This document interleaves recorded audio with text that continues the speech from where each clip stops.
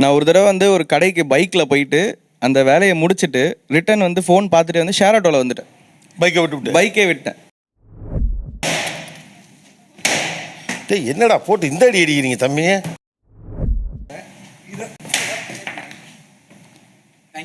சுத்தியல் அடிச்சா கூட இப்படி ஆயிருக்காதுன்னு நினைக்கிறேன். இங்கேருந்து இல்லை, எந்த ஊர்லயே இருக்க. அங்கிட்டு கேமரா இருக்கியா? எந்த ஊர்லயே இருக்கு. ஒரு பக்கம் முழுக்க நான் டிஜிட்டல் அண்ட் சோஷியல் மீடியாவில் ரொம்ப உள்ளே போயிருக்கிறேன். என்னால் அதுலேருந்து வெளியில் வர முடியும். ஆனால் வெளியில் வர ஆசைப்படுறேன். என்னை காப்பாற்ற மாட்டீங்களா அப்படின்னு நினைக்கக்கூடியவங்க. இன்னொரு பக்கம் அதுலேருந்து தப்பிச்ச ஆட்கள். இதெல்லாம் நம்புற மாதிரி அங்கே இருக்குது. எனக்கே என்னை பார்த்து கொஞ்சம் பயமாயிருச்சு. எந்த இடத்துல அந்த பயம் வந்துச்சு சொல்கிறேன், மக்களுக்காக சொல்றேன். நான் வந்து காலைல எந்திரிக்கப்பே வந்து ஃபோனில் தான் கண்ணு முழிக்குது. சோஷியல் மீடியா பார்த்துட்டு தான் பெட்லேருந்து எந்திரிக்கிறதுக்கே டைம் ஆகுது. சாப்பிட்றப்போ கண்டிப்பாக அது தேடுறதுக்கே என்ன பார்க்குறதுன்னு தேடுறதுக்கே கொஞ்சம் டைம் ஆகுது. அப்புறம் அதை போட்டுட்டு தான் ஓகே ஆன் பண்ணியாச்சு. அதுக்கப்புறம் பாதி சாப்பாடு தேடுறதுல போயிடுது. மீதி அதுக்கப்புறம் கண்டினியூ பண்ணி சாப்பிட்டு முடிக்கிறப்ப கண்டிப்பாக அது பார்க்க வேண்டியதாக இருக்குது. பிள்ளைய ரொம்ப அற்புதமா வளர்த்திருக்கமா. என்னோட மூட்ஸே வந்து எப்படி இருக்குன்னு எனக்கு தெரியல. நான் எப்படி தான் இருப்பேனே எனக்கு தெரியல. அப்படி ஒரு வியாதி அவனுக்கு. எனக்கு யார்கிட்ட பேசவே பிடிக்க மாட்டேங்குது. எனக்கு பக்கத்துல யாரோ இருந்தாலுமே எனக்கு அதுல தான் இருக்கணும் அப்படின்ட்டு. அவங்க ஏதாவது கேட்டாலும் அவங்கள்ட்ட பேசணுமா அப்படின்ற அளவுக்கு வந்து இருக்கு எனக்கு. பாரதி, நீ கண்ட புதுமை பெண்கள் எங்கே?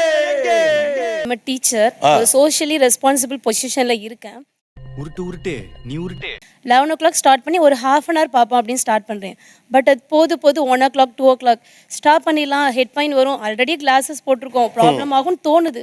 பட் இருந்தாலுமே ஓகே இன்னும் ஒரு 10 minutes அப்படின்னு சொல்லி லாஸ்ட்டாக ஸ்டாப் பண்ணும்போது 3 o'clock பண்ணுறேன். எதுக்குடா இந்த மானங்கட்ட பொழப்பு? ஃபர்ஸ்ட் இந்த டிஜிட்டல் பிளாட்ஃபார்ம்குள்ள நாங்கள் வந்ததே ஒரு ஆன்லைன் கிளாஸஸ் எடுக்கிறதுக்கோ ஒரு வீடியோ ப்ரிப்பரேஷன் அப்படி தான் ஒரு ஜென்ரலாக தான் நாங்கள் இந்த டிஜிட்டல் பிளாட்ஃபார்ம்குள்ளே வந்தோம். இப்போ எப்படின்னா எனக்கு தெரியாமலே நான் அந்த ஸ்க்ரோல் ட்ராப்ல நான் மாட்டியிருக்கேன். எனக்கு தெரியுது. எனக்கு திடீர்னு உடம்பு சரியில்லை, அதோட பார்க்குறேன், அந்த சிம்டம்ஸை பார்க்குறேன், இதனால தான் இதெல்லாம் இருக்கு அப்படின்னு அவங்க சொல்றாங்க. சரி ஓகே நம்ம அடுத்த டாக்டர் கிட்ட போகலாம். என்னால் டாக்டரே நம்ப முடியல. உங்களை திருத்தவே முடியாது. இப்போ அப்படியே புலம்பி கொட்டிட்டீங்க. ஆமா சார், அந்த அளவுக்கு அந்த டிப்ரெஷன்ல இருக்கு. ஏன் முடியலன்னு, ஏன் வர முடியல? தப்புன்னு தெரியாம அதுலேருந்து வர முடியாம இருக்கிறது வேற, தப்புன்னு தெரிஞ்சு ஏன் வர முடியல? நீ கேட்ட ஒவ்வொரு கேள்வி என்ன செருப்பால் அடிச்ச மாதிரி இருக்குடா. நிறைய விஷயங்கள் நான் பண்றேன். போனை எடுக்க கூடாது, நம்ம ஸ்விட்ச் ஆஃப் பண்ணி வச்சிடணும் அப்படின்னு நான் ஒரு 2 நாள் ஸ்விட்ச் ஆஃப் கூட பண்ணி வச்சு பார்த்தேன் சார். ஆனா என்ன ஆகுதுன்னா, ஏன் நமக்கு இன்னும் மெசேஜ் வரல, போன் ஸ்விட்ச் ஆஃப்ல தான் இருக்குன்னு எனக்கு தெரியுது. நான் கொஞ்சம் மென்டல். இன்னும் ஒரு 5 minutes பார்த்தா நல்லா இருக்கும்ல, வேற ஏதாவது நம்ம ஸ்க்ரோல் பண்ணி பார்க்கலாம் அப்படின்னு மைண்ட் தோணுதே தவிர அது தப்புன்றதை அக்செப்ட் பண்ணிக்க மாட்டேங்குது மனசு. திருந்த மாட்டேல்ல, வருந்த மாட்டேல்ல. ஃப்ரெண்டு கூட கால்ல பேசிட்டு இருப்பேன், அப்பவே ரீல் ஸ்க்ரால் பண்ணிட்டு இருப்பேன். அந்த மாதிரி ரீல் ஸ்க்ரால் பண்ணும் போது திடீர்னு கால் கட் ஆயிருச்சு. நான் ஃப்ரெண்டு தானே அப்புறமா பேசிக்கலாம், கால் பண்ணுவாங்க அப்படின்னு சொல்லிட்டு நானும் கால் பண்ணல. அதுக்கப்புறம் ஒரு நாளைக்கு அப்புறம் எனக்கு தெரிய வருது அந்த ஃப்ரெண்டுக்கு ஆக்சிடென்ட் ஆயிருச்சு. என்னம்மா நீங்க இப்படி பண்றீங்களாமா? ஃபோன் பேச வண்டி வந்து இடிச்சு ஆக்சிடென்ட் ஆயிருச்சு அப்படின்னு சொல்லிட்டு. அதுக்கு அப்போ எனக்கு தெரிஞ்சப்ப கூட அவனுக்கு கால் பண்ணி எனக்கு சாரி சொல்லணும்னு தோணல. அந்த ரீல்ஸ்ல இருந்து ஒரு சாரி ரீல் தான் அவனுக்கு அனுப்பணும். நம்மளே இழந்துட்டு வரோம். ஆக்சுவலாக பொதுவாக அன்பன் பெரும்பாலும் வார்த்தைகளை தான் வெளிப்படுத்துவோம். கவலைப்படாத, நான் இருக்கேன், பார்த்துக்கலாம், டோன்ட் வரி, ஏதோ சொல்லுவோம். ஆனால் அதை கூட ஒரு வீடியோவாக தான் ப்ரெசென்ட் பண்ணுங்கிற அளவுக்கு மைண்டு போயிடுச்சு. எப்படி சார் இவ்வளவு கரெக்டா சொல்றீங்க? எப்படி? அது பார்த்தாலே தெரியுது சார். உடம்பு முடியாமல் போனப்போ என்ன செஞ்சேன்னா, நான் ஒரு பெட் ரெஸ்ட் எடுக்க வேண்டியது இருந்துச்சு. 2 to 3 months ரெஸ்ட் எடுக்க வேண்டியிருந்துச்சு. அப்போ நான் வந்து சுத்தமாக எந்திரிக்க முடியாது, எதுவுமே பண்ணக்கூடாது அப்படின்னால அந்த ஃபோனு லேப்டாப் இதில் இருந்தே பழகிட்டேன். இப்போ நான் வேலைக்கு திரும்ப போகும்போது எப்படி ஆயிடுச்சு அப்படின்னா, என்னடா திரும்ப வேலைக்கு போகிறோமே, ஃபோன் யூஸ் பண்ண முடியலையே, இப்போ நம்மளால திரும்ப பார்க்க முடியலையே, அப்போ நம்ம பிரேக் டவுன் பண்ணிடுமா அந்த வேலையை?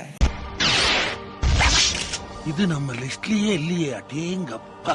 பிரேக் டவுன் பண்ணிட்டு நம்ம பேசாமல் போய் வீட்டில் படுத்து பேசாமல் ஏசியை போட்டு நம்ம ஜாலியாக ஃபோன் நோண்டிட்டு போகலாமே, என்னத்துக்கு போய் உடைக்கிறான்? நம்ம என்ன வேலையா செய்ய போறோம்? சும்மா பார்க்க போறோம். ரெண்டாவது விஷயம் என்னன்னா, இப்போ சோசியல் மீடியாவோ என்னமோ ஒன்று, நேரில் ஆளை பார்த்து என்னால் பேச முடியல. ஆனால் வீட்டில் போய் பேசணும்னா பக்கமாக பேசுவீங்க. இதெல்லாம் ஒரு பெருமையா பாஸ்? எனக்கு பெருமைடா எருமை. ஈவன் ப்ரஷ் பண்ணும் போது ரைட் ஹேண்ட்ல ப்ரஷ் பண்ணிட்டு இருக்கேன்னா லெஃப்ட் ஹேண்ட்ல ரீல்ஸ் பார்த்துக்கிட்டே குளிக்க போகும்போது உள்ள ஸ்பீக்கரும் கொண்டு போயிடுவேன். சில பேருக்கு டீ குடிச்சாதான் ரெஸ்ட் ரூம் போக தோணும். எனக்கு போனை உள்ள கொண்டு போனாதான் ரெஸ்ட் ரூம்க்கே போவேன். லைப்ரரி மாதிரி புக் படிச்சிட்டு இருக்கேன், சைடுல வர வாட்டர் பாட்டில் சாப்பிடுறதுக்கு பாப்கார்ன் வேர்க்கடலை வச்சிருக்கேன். நான் வந்து ஆக்சுவலி மேனேஜரா இருக்கேன். ஹார்ட்லி ஒரு நாளைக்கு ஒரு half an hour ஒர்க் இருக்கும், அவ்வளோதான். 30 இந்த to 10. மேனேஜர் வேலை எங்க இருக்குன்னு சொன்னீங்கன்னா நானும் கூட அதுல சமூகம் பெரிய இடம் போல் இருக்கு. இன்னும் கொஞ்சம் அங்கே அப்கிரேட் ஆகியிருக்கலாம். நான் இதனால அப்கிரேட் ஆகாம இருக்கிறேன், அதுதான் இஷ்யூ.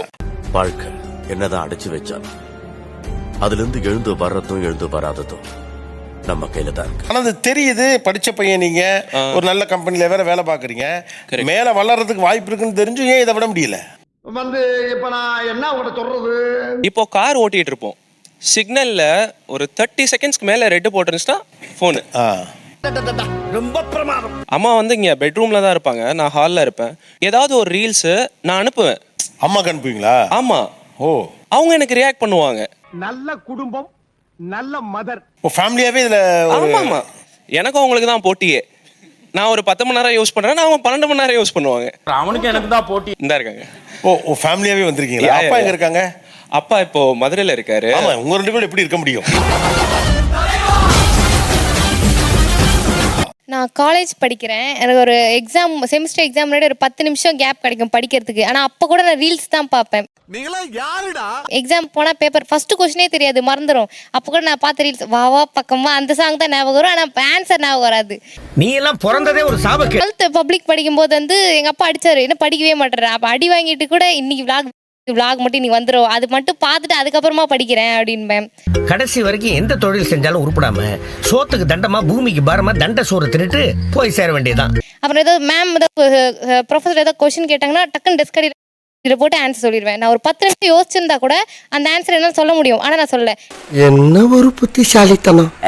அப்பாவும் அடிக்ஷன் தான், ஆனால் நான் அடிக்ட் ஆகிறேன்னு சொல்லிட்டு என்னை போட்டு மிதிப்பாரு. காலங்காத்தால உனக்கு குறவழி வரைக்கும் சோத்த போட்டு வண்டியில ஏத்திட்டு வந்ததுக்கு உன்னால என்ன பண்ண முடியுமோ அதை பண்ணிட்டேன்.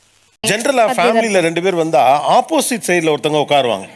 This is the first time seeing ஃபேமிலியா முடியல. பக்கத்துல அப்பா கொடுங்க. இப்போ வந்து அவங்களுக்கு இந்த நெருக்கடி இருக்கு, நீங்களும் உங்களுக்குமே பயம் இருக்கா? சார், எனக்கு ரொம்ப பயமா இருக்கு. இப்போ போன் இல்லாம இருக்கவே முடியல. என்ன கொடுமை சரவணன். அவர் சொன்ன மாதிரி 2 நிமிஷம் 1 நிமிஷம் அந்த கேப் கிடைக்கும். இந்த கார் ஓட்டும் போது சிக்னல் நிற்கும் பாருங்க, அந்த டைம் கூட போன் நோண்டணும். என்னங்க எனக்கு ஒண்ணுமே புரியல. ஆக்சுவலாக ஜேசிபி ஓனரு பேமெண்ட் வாங்க ஆக்சுவலாக நான் தான் போகணும். இந்த போன் ஓட்டிட்டு சங்கடப்பட்டு சோம்பேறித்தனம் பட்டுக்கிட்டு காசு வாங்க போமா. நீங்க என்னென்னமோ பேசுறீங்க, எனக்கு ஒரே குழப்பமா இருக்கியா. இப்போ என்னைக்காவது உங்க பொண்ணுகிட்ட சொல்லிக்கலாம், நீ ரொம்ப நேரம் சோஷியல் மீடியாவில் இருக்கக்கூடாதுமா அப்படின்னு அவங்களுக்கு? பொண்ணு காலேஜ் ஃபர்ஸ்ட் இயர் போட அவ்வளோ வந்து இப்போ கேட்க முடியல. அப்போ நீங்கள் என்னப்பா போன் நோண்டிட்டு இருக்கிறீங்க, நீங்கள் பண்ணாமல் இருங்க, நான் பண்ணாமல் இருக்கிறேன். இந்த அவமானம் உனக்கு தேவையா? கண்ணே ரொம்ப இதுவாக தான் இருக்கு. கண்ணே உங்களுக்கு சின்னது மாதிரி இருக்குங்க, இது பார்க்கல. அது ஃபோன் பார்த்து அந்த ஃபோன் பார்த்துட்டு வெளியே வந்து நம்ம இந்த வெளிச்சத்தை வந்து பார்க்குறேன், எல்லாம் பார்க்க முடியல.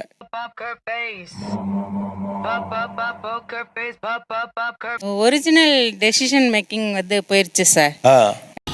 சபா இப்பவே கண்ணை கட்டுது. ஆக்சுவலாக நான் அட்மின் மேனேஜராக இருந்தேன் ஒரு எம்என்சியில். எதுக்கு சொல்யூஷன்னாலும் எங்கிட்ட வந்து கேட்பாங்க. அக்கௌண்ட்ஸாக இருந்தாலும் அட்மினாக இருந்தாலும் மகாலட்சுமிகிட்ட போங்க சொல்யூஷன் கிடக்குன்னு சொல்லி அனுப்புவாங்க. இப்போ என்னோட ஃபேமிலியிலேயே என்னால் கரெக்டான டிசிஷன் எடுக்க முடியல. எப்படி இருந்தனா இப்படி ஆயிட்டேன், எப்படி இருந்தனா இப்படி ஆயிட்டேன். நான் ஒரு தடவை வந்து ஒரு கடைக்கு பைக்கில் போயிட்டு அந்த வேலையை முடிச்சுட்டு ரிட்டர்ன் வந்து ஃபோன் பார்த்துட்டு வந்து ஷேர் ஆட்டோவில் வந்துட்டேன். பைக்கே விட்டேன். ஆனா இது புதுசா இருக்குனே, புதுசா இருக்கு. ஒவ்வொருத்தருக்கும் கோபம் இருக்கு, இது எப்படியாவது விடணும்டா அப்படின்னு இருக்கு. அப்போ நமக்கு ஒரு வே ஆஃப் எக்ஸ்பிரஷன் இருக்கும்ல, அது என்ன நான் பார்க்கணும்னு நினைக்கிறேன். நீங்கள் என்ன பண்ணணும்னு நினைக்கிறீங்க, இதை பண்ணலாம். சரியா? It's golden opportunity. உதறிக்கலாம் விளையாடுறதுக்கு வாய்ப்பு கிடைச்சிருக்கிறா சௌரி, பின்னி பெடலரா. உங்கள் ஃபோனாக நினச்சி இதை என்ன பண்ணணும்னு நினைக்கிறீங்களோ அதை செய்ய. அதுக்காக தான் காத்து நிக்கிறேன். நான் கதியாவராம போறேன். வந்த வாக்கிலே பறக்குது. அந்த அளவுக்கு கோவம் இருக்கு சார். அந்த அளவுக்கு கோவமா இருக்கு. தேவையில்லாம அடுத்தவங்க மேல கோவப்படுறோம். ஆனா நம்ம மேலே நம்மள ஃபர்ஸ்ட் கோவப்படணும். ஏன்னா நம்ம தான் யூஸ் பண்றோம், நம்ம தான் அதுக்கு அடிக்ட் ஆயிருக்கோம். சொன்ன வாக்கியத்தை தஞ்சாவூர் கோயில் கல்வெட்டுல வெட்டி வச்சிட்டு பக்கத்திலேயே நீ உட்கார்ந்துக்க. உனக்கு பின்னால வர்ற சந்ததிகள் அதை பார்த்து படிச்சு தெளிவா நடந்துக்குவாங்க.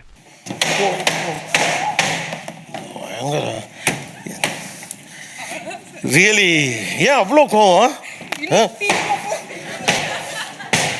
நீங்க மட்டும் அவன் குறுக்க போயிடாதீங்க சார்.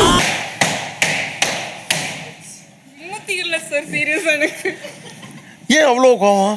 ரொம்ப என்ன சொல்றது, எல்லாத்தையுமே இழுக்குது சார். இதனால ரொம்ப ப்ராப்ளம் வருது சார். ஃபேமிலி ப்ராப்ளம்ஸ் நான் எக்கச்சக்கமா ஃபேஸ் பண்ணியிருக்கேன். அந்த கண்ணுல நான் பார்த்தது கோவம் இல்லடா, கொலை. so happy. என்ன ஒரு 10-15 நாள் எங்க தனியா விட்டுருங்க, எனக்கு எதுவுமே வேண்டாம். இவ்வளவு ஹாப்பியா இருக்குன்னு தோணுதுல, இது இல்லனா அதை விட்டா ஆனா விட முடியல சார். இங்க படுத்துற நிமிஷம்னால தாங்க முடியலையே, தலை வலிக்குதுடா, தலை வலிக்குதே. என்னடா போட்டு இந்த அடி அடிக்கிறீங்க தம்பி? அவன் கண்ணுல அப்படி ஒரு வெறி. ஏன் இவ்வளவு கோவம்? ஆக்சுவலாக இந்த ஃபோனால் யார்கிட்டயுமே ப்ராப்பரானால பேச முடியல சார். பட் அவங்ககிட்ட பேசுறது போல அந்த எமோஷன்ஸை ஃபுல்லாகவே நான் சோஷியல் மீடியாவில் காமிச்சிட்டு போயிடுறேன். என் லைஃப்ல என்ன நடக்குதுன்னு எனக்கு மட்டும்தான் தெரியும். சுத்தியல் அடிச்சா கூட இப்படி ஆயிருக்காதுன்னு நினைக்கிறேன். சல்லி சல்லியா நொறுக்கிட்டீங்களடா. ஃபோனா இருந்ததுன்னா இங்கேருந்து இல்லை, எந்த ஊர்லயே இருக்கு. அங்கிட்டு கேமரா இருக்கியா? எந்த ஊர்லயே இருக்கு. அவ்வளவு வெறி மாப்பிளைக்கு. ஏன்னா மார்னிங் 6 மணிக்கு ஏஞ்சிலேருந்து ஃபேமிலியை பார்க்கணும்னு நான் நினைக்கிறேன். அவ்வளோதான் சார், ஃபோனை பார்க்கக்கூடாது சார். ஓப்பனிங்லாம் நல்லா தான் இருக்கு, ஆனா உங்ககிட்ட பிடிச்சும் சரியில்லையாப்பா. சோஷியல் மீடியாலையும் டிஜிட்டல் உலகத்துல விழுந்து கிடக்கிறது எனக்கு பிடிக்கல. ப்ராபப்ளி நீங்களும் அப்படி இருந்திருக்கலாம். அதுலேருந்து இதை செஞ்சு நான் அதுலேருந்து கொஞ்சம் வெளியில் வந்துட்டேன், தப்பிச்சிட்டேன் அப்படின்னா அது என்ன? அது இவங்களுக்கு யூஸ்ஃபுல்லாக இருக்க வாய்ப்பு இருக்குது. பல இருக்குதே, எதை சொல்றது? இந்த ஃபோனில் அலாரம் வைக்கிறதுக்கு பதிலாக 200 250 ரூபா ஒரு டேபிள் கிளாக் வாங்கி வீட்டில் வச்சுட்டோம் அப்படின்னா மற்ற ஃபோன்லாம் ஹாலில் இருக்கும், நம்ம எல்லாரும் பெட்ரூமில் டேபிள் கிளாக்கோடு இருக்கும். பிரில்லியன்ட். இவர் ஆக்ஸ்போர்ட் யூனிவர்சிட்டியில படிச்சிருக்கணும். இந்த மாதிரி ஆளு தான் நம்ம நாட்டுக்கு பிரைம் மினிஸ்டரா தேவைப்படுது. நான் இங்க இருக்கிறவங்க கிட்ட கேட்கறேன், இன்னைக்கு மட்டும் உங்க போன்ல எவ்வளவு நோட்டிபிகேஷன்ஸ் வந்திருக்கும் உங்களுக்கு? அப்ராக்சிமேட்டா எல்லா நோட்டிபிகேஷன்ஸும் சேர்த்து more than 200 to 500. அடேங்கப்பா. about 300. அதுல என்ன பெர்சன்டேஜ் உங்களுக்கு யூஸ்ஃபுல்லா இருக்கும்? அந்த 6 யூஸ்ஃபுல்லான நோட்டிஃபிகேஷன்ஸுக்காக 294 நோட்டிஃபிகேஷன் யூஸ்லெஸ் நோட்டிஃபிகேஷன்ஸை நம்ம கன்சியூம் பண்ணியிருக்கோம். இந்த ஒன்னொன்னும் போய் நம்ம மூளையில் கிளட்டர் குப்பை. அப்போ ஃபர்ஸ்ட் நம்ம என்ன பண்ணணும்னா நோட்டிஃபிகேஷன்ஸை ஆஃப் பண்ணணும். நோட்டிஃபிகேஷன் ஆஃப் பண்ணிடலாம் அப்படின்னு ஒரு ஐடியா சொன்னாங்க. ஆக்சுவலி அது ஏன் முடியலன்னா, இப்போ நீங்கள் ஒரு ஃபுட் டெலிவரி ஆப்பில் ஃபுட்டை ஃப்ரீக்வெண்ட்டாக ஆர்டர் பண்ணுறீங்க வைங்களேன், எனக்கு பசிக்குதான்னு எனக்கு தெரியறதுக்கு முன்னாடி அவங்களுக்கு தெரியும். அந்த கரெக்ட் டைமில் அந்த நோட்டிஃபிகேஷன் வரும்போது ஒரு நம்ம கூட ஒரு கனெக்ட் ஆன மாதிரி ஆகிடும் சார். அது அவன் இன்னும் திருந்தலாமாமா. பல முறை நோட்டிஃபிகேஷன் வந்ததுனால ஒரு ஆஃபரோட சேர்த்து வரும். ஆமாம் சார், டக்குன்னு வாங்கி சாப்பிட்றீங்களா வாங்கணும்னு தோணுது. அப்போ தேவையில்லாமல் என்ன ஆகுங்கிறத அவங்க சொல்கிறாங்க. அசிங்கப்பட்டான் ஆட்டோக்காரன். மறக்காம சர்ப்ரைஸ் பண்ணுங்க. தேங்க்யூ.